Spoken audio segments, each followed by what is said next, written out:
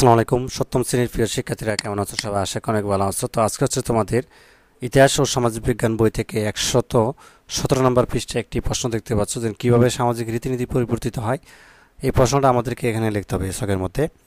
তো এখানে দেখো অনুশীলনী, এটা হচ্ছে যে রামমোহন রায় ও জোয়ান অফ আর্ক এর জীবন পড়া শেষ হলে ওরা দলগতভাবে নিচের ছক ব্যবহার করে সামাজিক রীতিনীতি কীভাবে পরিবর্তিত হলো তার প্রক্রিয়াটি নিজের ভাষায় লিখে উপস্থাপন করো। ঠিক আছে?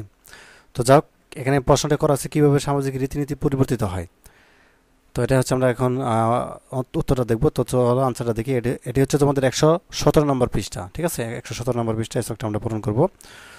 তো আনসারটা দেখাচ্ছে যে সাধারণত সময়ের পরিবর্তনে এবং সামাজিক কাঠামো পরিবর্তিত হলে সামাজিক রীতিনীতি পরিবর্তিত হয়। তবে সামাজিক প্রচলিত রীতিনীতি মানুষের অর্থাৎ অলঙ্ঘনীয় বলে আঁকড়ে পড়ে থাকে, সেটা অন্যের জন্য ক্ষতির কারণ জেনেও এটাকেই মানুষ মেনে চলে।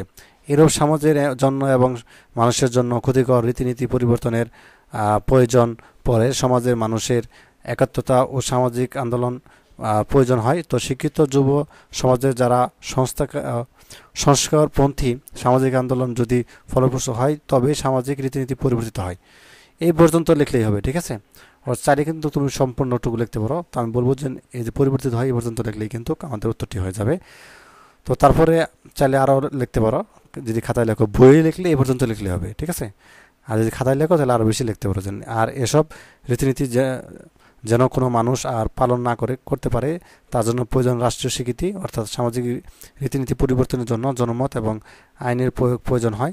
তবে সমাজের জন্য ভালো রীতিনীতি গুলো সমাজের মানুষেরই নিজেদের আরও ভালোর জন্য পরিবর্তন করে থাকে। এরূপ রীতিনীতিকে তারা সমাজ থেকে চিহ্নিত করে না। তো যাই হোক, এই ছিল আজকের মতো। ধন্যবাদ সবাইকে ভিডিও দেখার জন্য। আল্লাহ হাফেজ।